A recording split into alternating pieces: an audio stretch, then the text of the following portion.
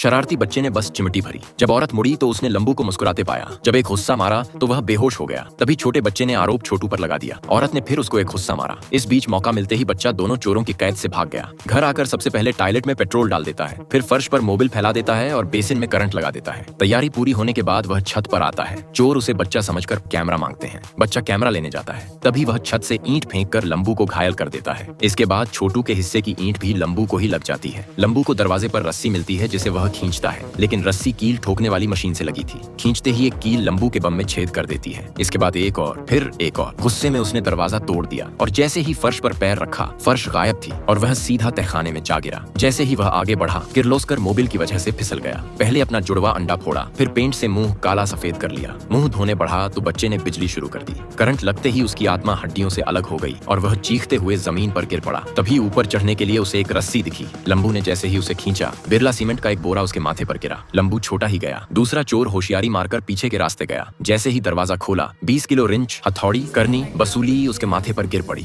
वह अब बेहद सावधान था। हर कदम सोच समझकर बढ़ा रहा था, लेकिन तभी रस्सी खींची और उसके कद्दू में आग लग गई। नल में पानी नहीं आ रहा था तो उसे टॉयलेट दिखा। कद्दू बचाना जरूरी है सोचकर उसने पेट्रोल वाले टॉयलेट में अनुलोम विलोम कर दिया। तेज रोशनी के साथ सुतली बम फटा। उसके सिर पर 7 इंच का इटालियन पिज्जा बन गया। दोनों चोर बच्चे का पीछा करते हुए सीढ़ियां चढ़े, पर तभी मोटा लोहा उनके सिर पर लगा और दोनों फिर से तहखाने में पहुंच गए। लोहा गिर रहा था, लेकिन भागने के लिए भी उनमें ताकत नहीं बची थी। आखिर बच्चा छत पर पहुंचा और रस्सी से नीचे उतरने लगा। चोर भी उसके पीछे पीछे नीचे उतरने लगे। जैसे ही वे आधे रास्ते में पहुंचे, बच्चा रस्सी में आग जला देता है। दोनों चोर जान हथेली पर रखकर ऊपर चढ़ने लगे, लेकिन उनकी किस्मत अब भी गधे के गोबर से लिखी थी। बोलो, आलू खाओगे?